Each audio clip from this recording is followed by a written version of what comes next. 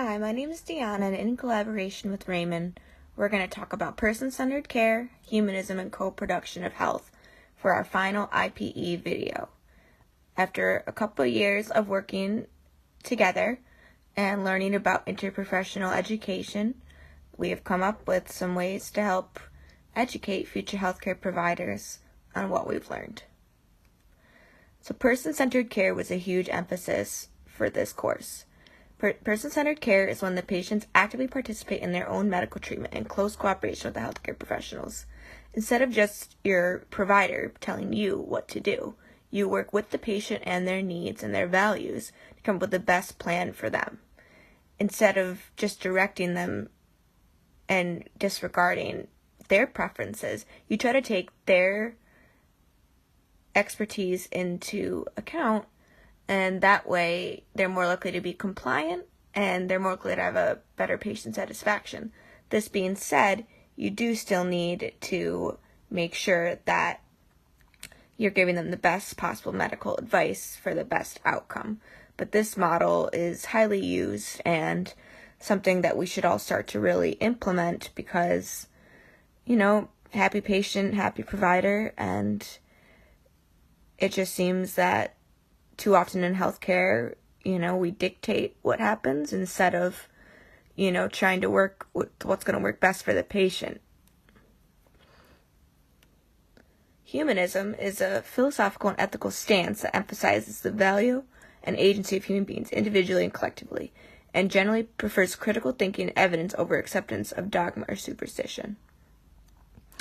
So, this is an important concept that spans beyond healthcare, but it's basically just talking about valuing the individual human being.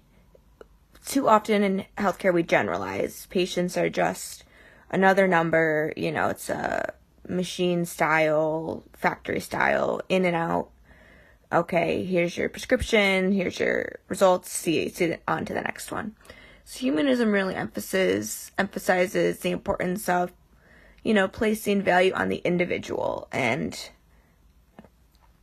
on, the human experience, not just, as a whole.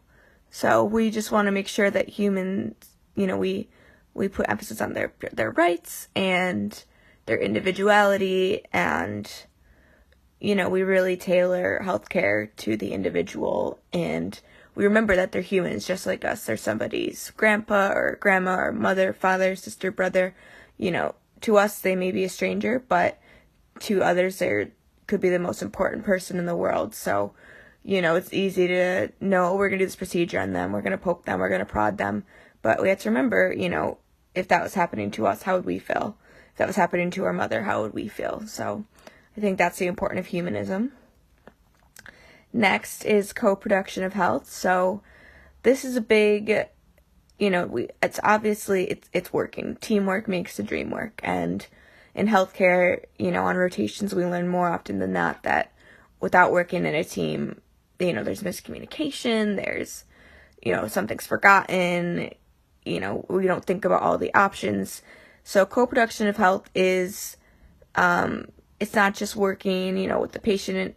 It's working with the other providers, it's working with the administrative staff, it's working with social workers, the AT, OT, PT, PA, MDs, the whole network of healthcare. That's really what IPE is about, is, when we work together, we have better outcomes and better patient satisfaction, better staff satisfaction. So basically healthcare needs to be delivered in a team effort. It shouldn't just be solely on one provider.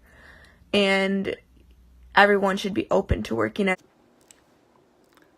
After being exposed to person-centered care scenarios through interprofessional education modules and the ideas of humanism and collaboration to better enhance the co-production of health, I'm fully on board with the movement towards a more person-centered care practice.